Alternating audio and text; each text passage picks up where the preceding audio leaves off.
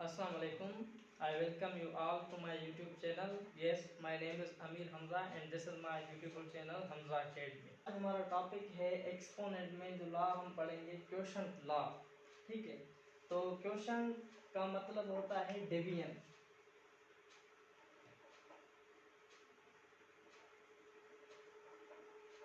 ठीक है, इससे पहले वाले लेक्चर में हमने पढ़ा था कि प्रोडक्ट लॉ, जिसका मतलब था कि मल्टीप्लिकेशन में। प्रोडक्ट लॉ में भी हमने दो केसेस पढ़े थे। एक केस ये था कि अगर बेसिस सेम हो मल्टीप्लिकेशन की फॉर्म में और एक्सपोनेंट डिफरेंट हो तो हम क्या करते थे उस लॉ में, सिंपल बेस एक मरतबा लिखते थे और पावर्स को क्या कर देते, ऐड करते थे। एक ये लॉ हमने पढ़ा था और एक लॉ पढ़ा था कि when bases are different but exponents are same। ठीक है, तो हम बेसिस को आपस में मल्टीप्लाई करते थे और पावर्स को एक मरतबा लिखते थे। ये दो केसेस प्रोडक्ट लॉ के हमने पढ़े थे फर्स्ट लेक्चर में। आज हमारा टॉपिक है क्वोशंट लॉ। तो इसके भी दो केस होते हैं similarly as it product law. ठीक है, तो इसका केस नंबर 1 है when bases are same but exponents are different in division form. Then first case is कि अगर एक्सपोनेंट के फर्स्ट लॉ ये कहता है अगर इसके बेसेस सेम हैं, लाइक a पावर m और डिवीजन फॉर्म में a पावर n। ठीक है, इसका बेस भी a है और इसका बेस भी a है और ये डिवाइड हो रहे हैं डिवीजन फॉर्म में, तो इसलिए हम कहते हैं इन्हें क्वोशंट लॉ। अगर ये डिवाइड हो रहे हैं तो हम इनको इस तरह से लिख सकते हैं a power m divided by a power n। ठीक है, तो क्वोशंट लॉ ये हो जाता है कि बेसेस दोनों के सेम हैं तो हम बेस एक मरतबा लिखते हैं और ऊपर वाला पावर होता है m, वो होता है प्लस का, और ये n नीचे प्लस का है, इसको हम जब ऊपर लेकर आएंगे तो ये माइनस का हो जाएगा। ये है क्वोशंट लॉ का फर्स्ट केस।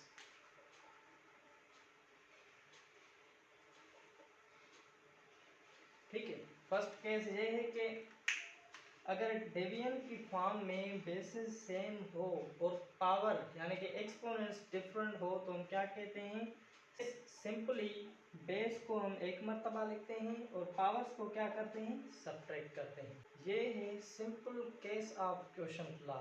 फॉर एग्जांपल अगर इस तरह का कोई प्रॉब्लम आ जाता है किसी टेस्ट में तो उसको हम किस तरह से हल करेंगे, देखें। अब ये डिवीजन की फॉर्म में दोनों के बेसिस क्या हैं, सेम है, इसका मतलब कि इस पर हम क्वोशंट लॉ का फर्स्ट केस अप्लाई करेंगे। ठीक है, तो क्वोशंट लॉ क्या कहता है, अगर बेसिस सेम हो तो इनको हम डिवीजन की फॉर्म में लिख सकते हैं इस तरह से 5 power 2 5 power 3 divided by 5 power 2। ठीक है, तो दोनों का बेस सेम है, बेस हम क्या करते हैं, एक मरतबा लिखते हैं 5 और पावर्स क्या करते हैं, सब्ट्रैक्ट करते हैं। ये 3 प्लस का हो जाए और ये 2 जब ऊपर आ जाएगा तो ये माइनस का हो जाएगा। The answer will be 5 power 3 minus 2 1 होता है, तो ये है आंसर 5 पावर 1। ठीक है, अब हम डिस्कस करते हैं क्वोशंट लॉ का सेकंड केस। और सेकंड केस क्या कहता है कि सेकंड केस में अभी बेस डिफरेंट होंगे और जो एक्सपोनेंट है यानी कि पावर्स वो क्या होंगे, सेम होंगे। तो आइए देखते हैं एक्सपोनेंट का सेकंड केस जो है वो क्या कहता है। ठीक है, व्हेन बेसेस आर डिफरेंट, इस केस में क्या होगा, बेसेस डिफरेंट होंगे। लाइक इसका बेस a है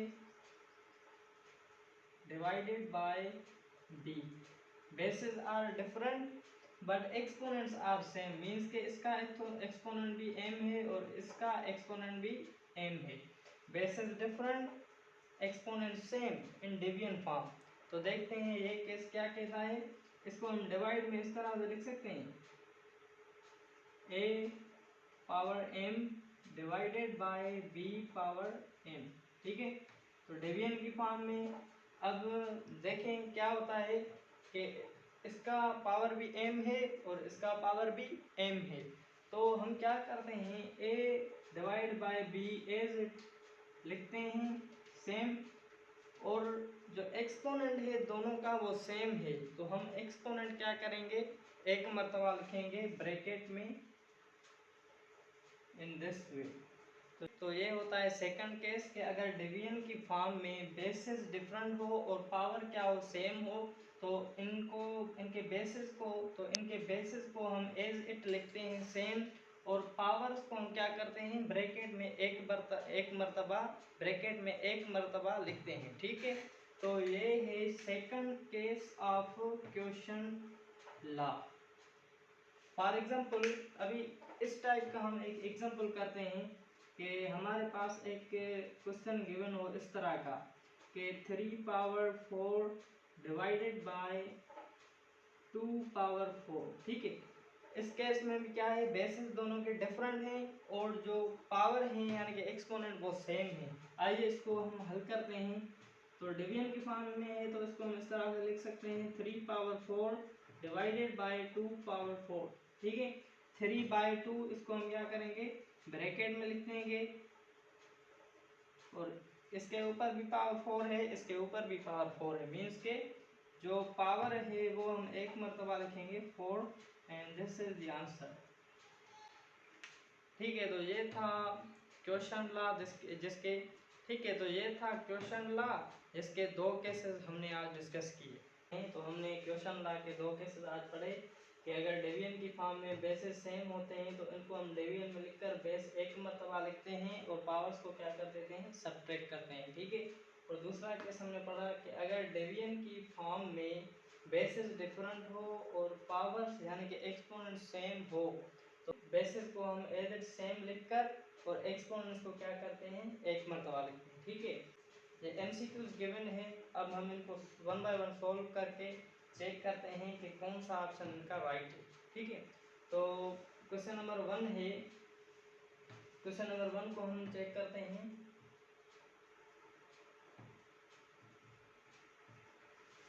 टू बाय थ्री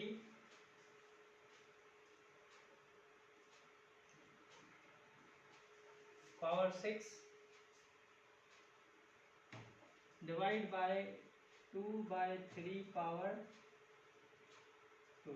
ठीक है, तो इसका सॉल्यूशन क्या होगा, देखें, इसका बेस भी 2/3 है और इसका बेस भी 2/3 है। हम क्या कर देंगे, 2 डिवाइडेड बाय 3 पावर 6 डिवीजन में लिखेंगे और 2 डिवाइडेड बाय 3 पावर 2, इसको इस तरह से हम डिवीजन में लिखते हैं। फर्स्ट स्टेप ये होता है हमारा। ठीक है, अब क्या करेंगे, दोनों का बेस सेम है, बेस क्या कर देंगे, एक मर्तबा लिखेंगे 2 डिवाइडेड बाय 3। ये 6 जो है प्लस का है, 3 नीचे प्लस का है, ऊपर आ जाएगा माइनस हो जाएगा -2, तो 2/3 6 - 2 4। ठीक है, तो देखिए कौन सा ऑप्शन राइट है, 2/3 पावर 4, तो option number B is right option. Question number 2 को चेक करते हैं हम। x power 30 divided by x power 15। ठीक है, दोनों के बेसिस सेम हैं और ये डिवीजन की फॉर्म में है, तो इनको हम डिवीजन की फॉर्म में लिखेंगे। First of all x power 30 divided by x power 15। ठीक है, दोनों का बेस सेम है, एक मर्तबा बेस लिखेंगे और इसका पावर क्या है 30, 15 नीचे प्लस का है, ऊपर आ जाएगा माइनस का हो जाएगा, x पावर 30 में से 15 माइनस हो जाएंगे, बाकी हमारा आंसर आ जाएगा x पावर 15। तो देखिए x power 15 option number A is right. Question number 3 है 5 power 7 divided by 5 power 3। 5 power 7 divided by 5 power 3। ठीक है, तो अगेन इनका बेस सेम है, हम इनको डिवीजन की फॉर्म में लिखेंगे। 5 पावर 7 डिवाइडेड बाय 5 पावर 3, दोनों का बेस सेम है, क्या कर देंगे, 5 एक मर्तबा लिखेंगे, 7 में से 3 माइनस हो जाएगा, क्या जवाब आएगा, 5 पावर 4। ठीक है, तो option number C is right option. चलें क्वेश्चन नंबर 4 को चेक करते हैं। x power 4 divided by y power 4। x power 4 divided by y power 4। अभी देखिए ये वाला कौन सा केस है, x power 4 divided by y power 4। दोनों के बेस सेम है? नहीं, दोनों के पावर्स क्या है? सेम है। तो देखिए अगर बेसिस सेम ना हो, एक्सपोनेंट सेम हो और बेसिस डिफरेंट हो तो हम ये वाला केस इस्तेमाल करते हैं। इनको सेम डिवीजन में लिखकर पावर क्या करते हैं, एक मरतबा लिखते हैं। तो देखिए इसको हम डिवीजन की फॉर्म में लिखेंगे, x power 4 divided by y power 4। ठीक है, बेस जो है एज इट हम लिखेंगे x डिवाइडेड बाय y और पावर क्या है, दोनों के ऊपर 4 है तो 4 एक मरतबा लिखें, ये आपका आंसर आ जाएगा। x divided by y power 4, x divided by y power 4, option C is right option. Question number 5 check करते हैं। -7 पावर 5 है, -7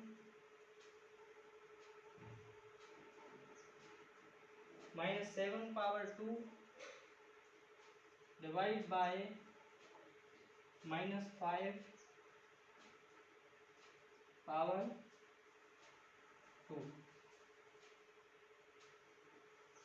ठीक है, again bases are different but exponents are same, so we will apply case number 2. First of all we will write in division form, -7